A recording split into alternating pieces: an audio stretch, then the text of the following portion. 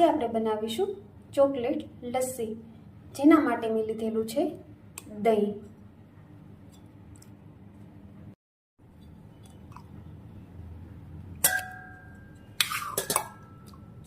દહીં મેં ઘરે જમાવેલું જ લીધું છે. જો તમે મારી ચેનલમાં નવા હોય તો મારી ચેનલને સબસ્ક્રાઈબ કરો. અંદાજે મેં 4 ચમચા જેટલું દહીં લીધેલું છે. તમે વધારે ઓછું લઈ શકો છો. મેં કોકો પાવડર લીધેલો છે. 1 થી 1.5 ચમચી જેટલો આપણે લઈશું. ત્યારબાદ મેં સાકરનો ભૂકો લીધેલો છે. તમે સ્વાદ મુજબ વધારે ઓછો લઈ શકો છો. બાદ આપણે ચોકલેટ સિરપ લઈશું.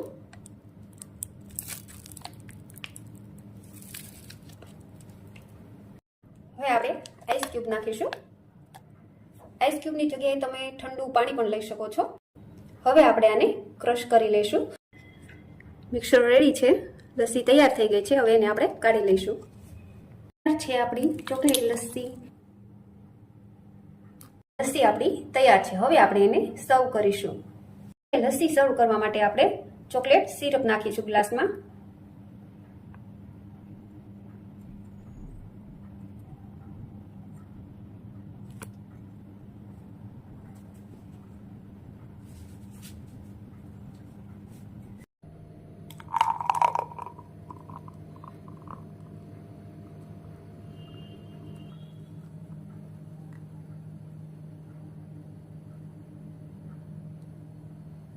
તૈયાર છે આપણી ચોકલેટ લસ્સી.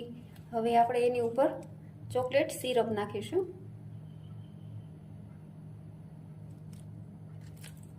ત્યારબાદ આપણે ડેરી મિલ્ક છે એ નાખીશું.